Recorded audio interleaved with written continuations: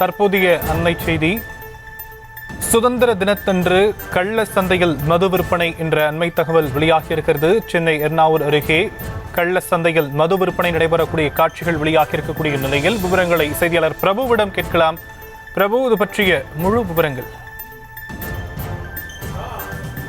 சுதந்திர தினத்தில் கள்ளச்சந்தையில் விற்பனையானது தற்போது நடைபெற்றுக் கொண்டிருக்கிறது.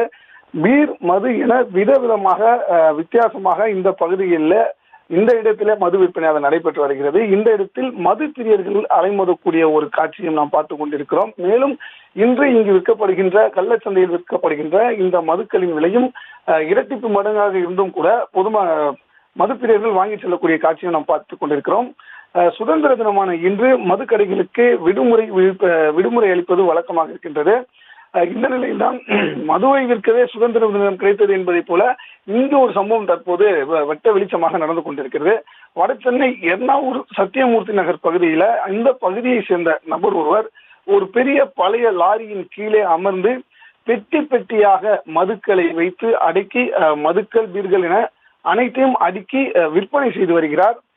இந்த ஒயின் ஷாப்புகள்ல, அதாவது மதுபான கடைகள் கிடைப்பது போலவே இங்கேயும் அந்த வித்தியாசமான மதுக்களும் கிடைக்கிறது. இதனை மது பிரியர்கள் பலரும் இரட்டிப்பு விலை என்றாலும் கூட பரவாயில்லை என்று வாங்கி செல்கின்றனர்.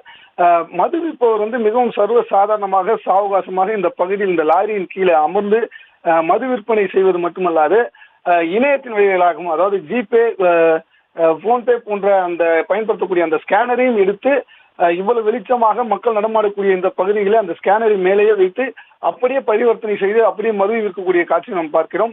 இவ்வளவு சௌகரியமாக மதுவை விற்று வரும் இந்த சம்பவமானது அருகாமையில் இருக்கக்கூடிய சாத்தாங்காடு காவல் நிலையத்திற்கு உட்பட்ட மிக மிக குறுகிய எல்லைக்குள்ளேயே இந்த சம்பவம் நடைபெற்று வருகிறது. இருந்தபோதும் தற்போது வரை போலீசாரோ யாரோ இவர்கள் கண்ணில் படவில்லையா என்ற கேள்வியை இங்கிருக்கக்கூடிய பொதுமக்கள் கேட்டு வருகிறார்கள். ஷாம், தற்போது விவரங்களுக்கு நன்றி பிரபு.